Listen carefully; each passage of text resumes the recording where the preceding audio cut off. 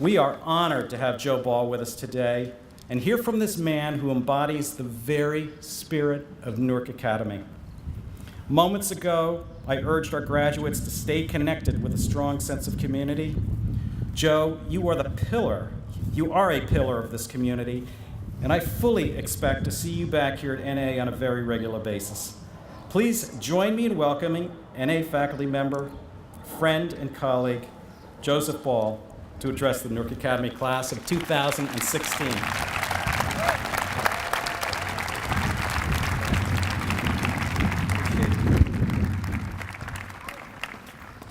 Thank you, David. Most important of all, congratulations to the Newark Academy class of 2016, and also to all the proud family members and friends, to the alums, the Board of Trustees, the administrators, and the faculty, all the people who made this day possible. Wow, it's really exciting, isn't it? You know what's amazing? This is the way Stevie Bonzel feels every day. Stevie, how you doing? All right. It's typical to make 3 points in a speech like this. I'm going to keep it to 2 points just for the sake of brevity. My first point, embrace the great mystery. And my second point, take time to cultivate your inner garden. To explain what I mean by embrace the great mystery, I have to take us back to 1968. That was the year I graduated from high school and went off to college. Very exciting time. I was excited especially to be on my own and out of the house. But very quickly I found out that it was equally exciting to have large blocks of time to read, to study, to think, to stay up late in the dorm and talk to friends about all the things we were studying. I ended up majoring in philosophy and literature, but along the way I took a lot of courses in art history, music appreciation, psychology, a lot of history. And then by the middle of my sophomore year, something unexpected happened, which I could describe as both an emotional crisis and an epiphany at the same time.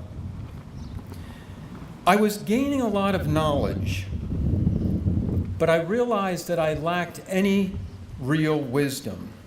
Philosophy in particular was giving me a lot of questions, but so few answers. And I actually experienced depression, really a somewhat deep depression, probably for the first time in my life. I remember vividly one day studying philosophy, sitting in my dorm room, beautiful snow falling outside, and for some reason I started to think of the idea of infinite regress. And the very idea of infinity struck me as like looking down a bottomless well. I felt overwhelmed by the magnitude of the universe and the great mystery that underlies reality. What is real? How do we know? What is important? All of these things weighed heavily on my mind.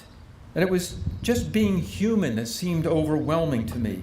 But of course, I continued my studies, but with a keener sense that knowledge, while certainly valuable, is of limited use unless it leads to wisdom.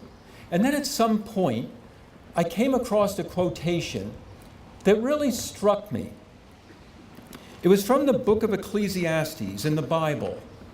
And in a translation that I particularly like, it reads, "I have seen the work of God's hands. God has made all things beautiful in their time. God has put eternity into the mind of humans, yet so that we cannot see the beginning or the end." That's it, I realized. We're a walking paradox. We can create words and ideas like eternity and infinity, but we can't truly understand these concepts. Wisdom does not come from knowledge, I realized. At least it begins with an appreciation of our lack of knowledge. We can't even understand the nature of something as mundane and commonplace as suffering. Why do bad things happen to good people? We don't really know. In all of literature, probably the greatest sufferer was Job, also from the Bible. He loses his family, he loses all of his possessions, then he loses his health. He goes on for about 40 chapters complaining, wishing he had never been born, at which point God speaks to Job and says, hey, you weren't there when I created the universe. Take some time to think about the mysteries of creation and the natural world. To which Job responds, I spoke of things I did not know, things too wonderful for me which I did not understand. Those words, things too wonderful for me which I did not understand, kept coming back to me as the years went by. I graduated from college in 1972, taught in Iran for 2 years, Boston for a year, 2 years in Thailand. And then I began to notice a strange thing.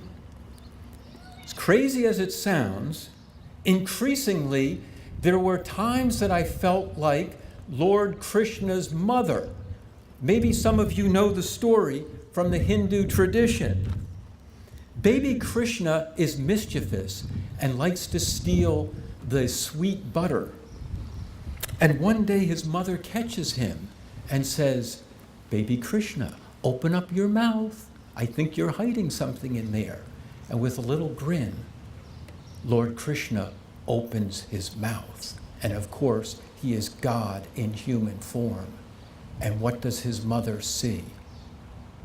All of the planets, all of the galaxies, the whole cosmos, all of infinity. She reels, she stumbles, she is in awe. And that's the way I find myself feeling more and more. But I've learned to embrace it. I realize the depth of my ignorance, but it seems the more I give into the great mystery, and the more I live a life of sheer awe and wonder, the happier I am. I think this is what Rumi, the great Muslim mystic of the 13th century, means when he says, sell your cleverness and buy bewilderment. It's also what the ancient Chinese expressed in the Tao Te Ching over 2,000 years ago. The Tao, the way of the universe that can be spoken, is not the eternal Tao. The name that can be named is not the eternal name. The nameless is the origin of heaven and earth. The named is the mother of all things. These two emerge together but differ in name. The unity is said to be the mystery, mystery of mysteries, the door to all wonders. At the same time, I do believe we can get a glimpse of the nature of this great mystery by looking at the macrocosm in the microcosm. This is certainly what William Blake is getting at in Auguries of Innocence. To see a world in a grain of sand and a heaven in a wild flower. Like this? That's what I'm talking about, James. Hold those up. The wild flowers, they're all over the place. To see a world in a grain of sand and a heaven in a wild flower. Hold infinity in the palm of your hand and eternity in an hour. Blake reminds me of Dr. Ungaro's morning meeting presentations on the Fibonacci sequence and the golden ratio. Do you all remember? 1 plus 1, 2, 1 and 2, 3, 2 and 3, 5, 3 and 5, 8, and so forth. The graduates can explain this to your families at dinner later today. So that macrocosm is in the microcosm, in the wild flower. In this, just happened to be here, pine cone. It's a Fibonacci sequence in a shell Dr. Angara, you have that shell still? Yes, I do. There it is. Okay. Why is the Fibonacci sequence, why is the golden ratio there? We don't know. Look it up. Go to Wikipedia. You'll find some theories, but nobody knows for sure. Fractals. Why are they in your lungs? Why are they in broccoli? Why are they in these beautiful trees? We don't know. Nobody knows. But the entire macrocosm is in the microcosm. And if we could understand those flowers or this pine cone or that shell, we could probably understand the whole universe, but we can't. Look up Heisenberg's uncertainty principle, and you'll read uncertainty is inherent in the nature of things. So, if you ever find yourself confused or overwhelmed in college, good. That's the way we should be all the time. I hope you don't get depressed as I did.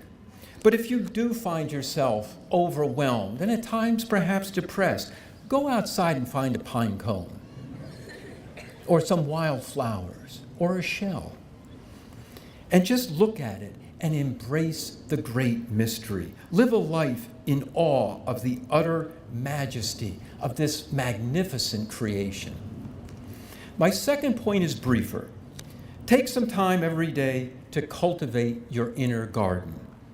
It can begin with metacognition, thinking about thinking. But I'm also talking about simple mindfulness. You can do it right now. I suggest we all take a minute to try it. Take a deep breath. Go ahead, I mean it. Take a deep breath. Let it out. Relax. How's it feel in your shoulders?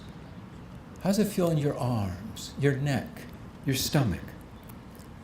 One more deep breath. Exhale and smile. Now, how do you feel? A little better? Okay, you're a bit more centered, more mindful. So you decide to take a walk in your inner garden. You're following your breathing, inhalation, exhalation. And the sun is shining, and the flowers are beautiful. Then you come across anger. Sometimes it's justified, but it's still annoying. So you decide it's a weed and you want to pluck it, get rid of it. But how do you do it? Did you ever notice that anger is always accompanied by a narrative? She offended me. He hurt my feelings. So we replay the story over and over again. And each time we're nourishing the weed and we're helping it grow. Try repeating the story quietly to yourself, but with a focus on how it makes you feel in your body. Now are your neck muscles tightening or your stomach getting tense? Focus on that physical feeling and drop the narrative. It's virtually impossible to maintain the negative feelings once you abandon the story. So when the story pops up again, as weeds will do, go back to following your breathing for 20 seconds, 30 seconds, and consciously relax your body. We may never get rid of all the weeds, but it's more important in any case to nourish and nurture all those beautiful flowers in our inner gardens. And I'm not sure what the best metaphor is here. Are love and compassion the most beautiful flowers? Or love and compassion, the sun and the rain that make the inner flowers grow? Both, perhaps, if that's at all possible. We feed the love inside with more love, the love we feel for ourselves, and the love we experience from others, and the gratitude we feel for that love. Which brings me to why I feel such gratitude and love for all of you. A year and a half ago, the fall of your junior year, I was expecting a phone call, expecting it to be the news that my granddaughter had been born. But instead it was the news that Catherine, my granddaughter, had died in childbirth. And it seemed there was no sunshine at all in my inner garden. But what could I do? I returned here to Newark Academy. Only a few of you knew what had happened. Most of you did not, but it didn't matter. As always, you greeted me in the halls with smiles and kindness, and you helped bring back the sun and the rain and the love into my life. For 36 years, all of you, the members of the Newark Academy family, have shared your love and your compassion and your kindness with me and with one another. So how could I not love you in return? Now it's time for you to graduate, to have dinner with your families, and soon to head off to college. Be good to yourselves. Bring your loving kindness and your compassion with you and spread it wherever you go. Embrace the great mystery and cultivate your inner gardens. From the depth of my inner garden, I say, Namaste. The divine, the great mystery in me, salutes the divine, the great mystery in you. Shanti, Shanti, Shanti, peace. Go in peace, my beloved friends. Thank you.